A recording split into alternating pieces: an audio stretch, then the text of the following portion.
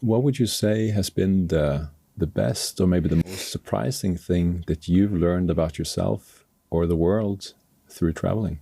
I can tell you about one journey, for example, where I've really had to look inwards, and especially in relationship to others.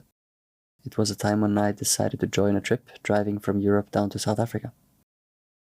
So that was a 7-month road trip. We were 12, sharing a big van, sitting in the back of a truck.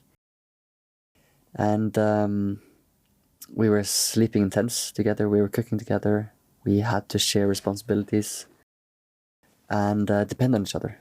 Because on that trip I got sick with malaria 3 times.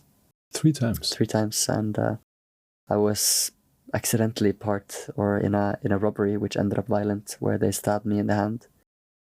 And we had traffic accidents, I was innocent in jail, there were so many things happening. Let's double click on some of those things. It was intense.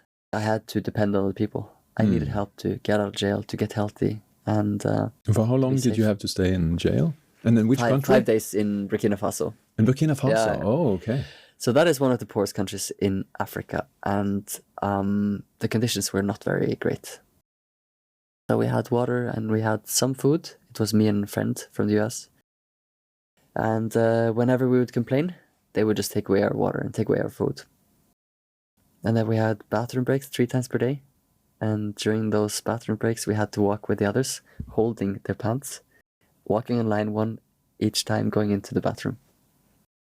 And it was a terrible bathroom. It's the worst place where people, instead of doing it in the hole, a few people did it on the ground next to the hole. Next to the, yeah. Yeah, so that was not great.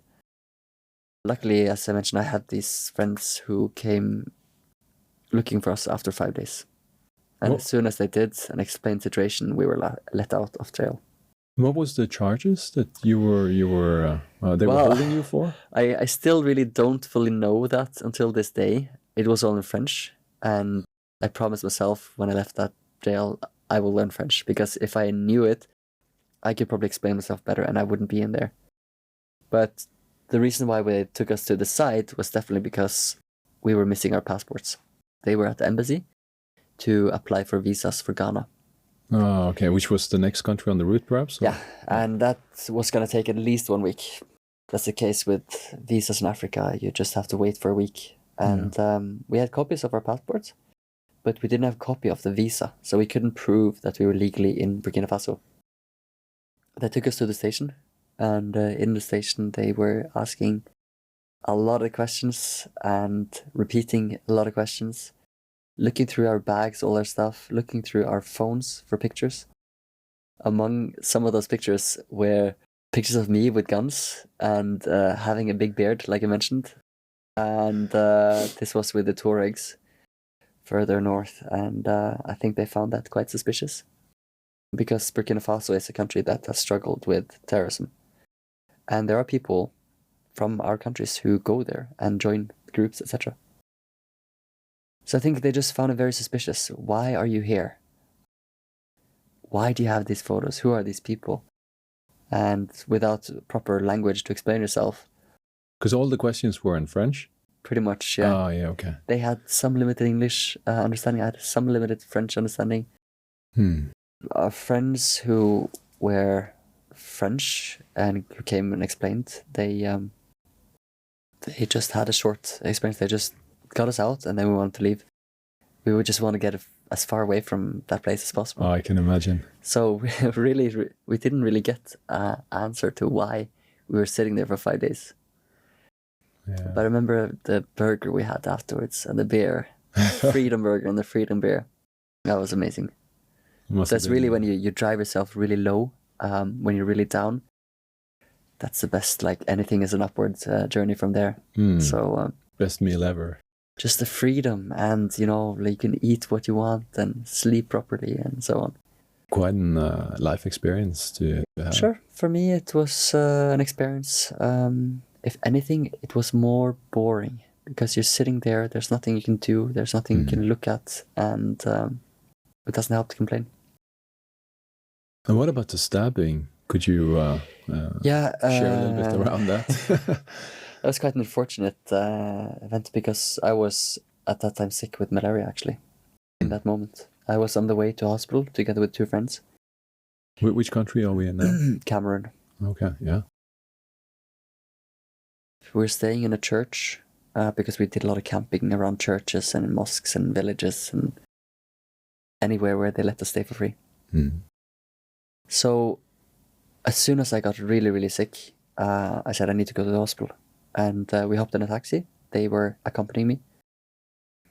And then suddenly the taxi stopped in a light, a crossing. And there, from the bushes came 12, 13 people. And they had knives. And they stopped the cars. So there was 2 in front of us, and they ran and they opened the doors, and they had the next ones running and taking the stuff. So I saw this happening before they got to us. And I was getting prepared. I held onto my backpack.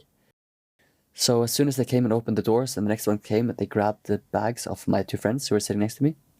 But with me, when they tried to grab my bag, I was holding onto it and being pulled over the lap of my friend sitting next to me.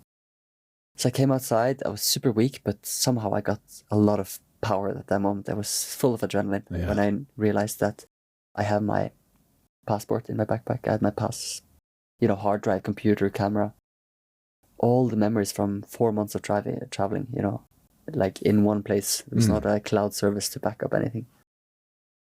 So I thought that if I lose this, the journey is over. So I was fighting back. I was hitting this guy a couple of times while holding the bag on the trunk of the car somehow, like just pushing it down so that he wasn't able to pull it away.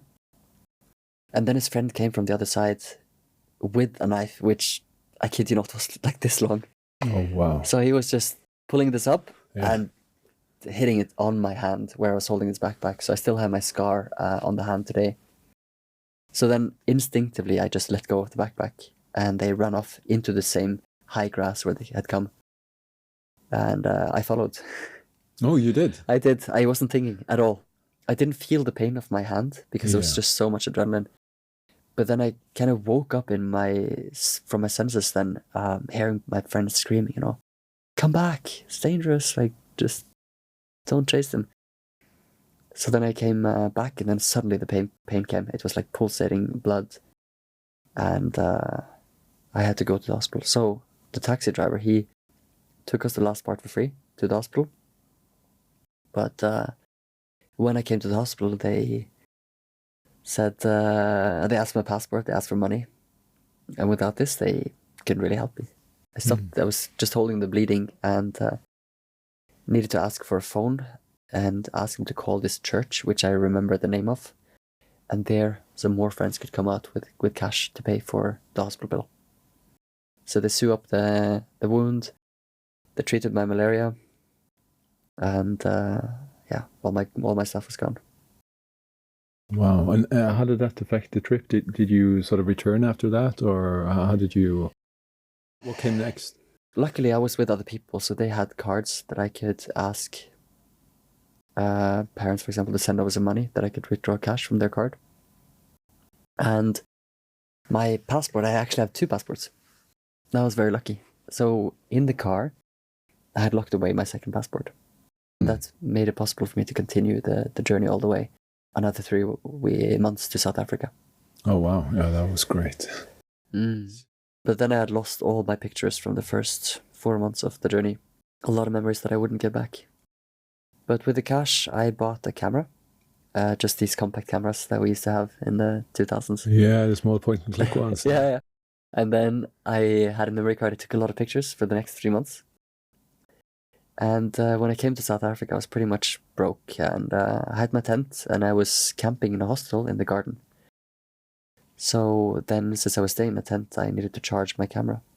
So I left it in the reception, charging the camera. And when I woke up in the morning, I couldn't see my camera. It was gone. No way. And then I found out there was a class of like 30 French school kids that had checked out this morning, and someone must have taken it. So that was the last 3 months of pictures from that journey as well. Wow. So all the memories are living inside you. You don't have them to sort of pretty digitally, much. basically. There was Facebook, so some pictures are shared, and I have friends who have taken pictures the whole journey, but my own ones are gone. If you appreciated that, then click here for more content like this. Go on, click it. And don't forget to subscribe. Be well.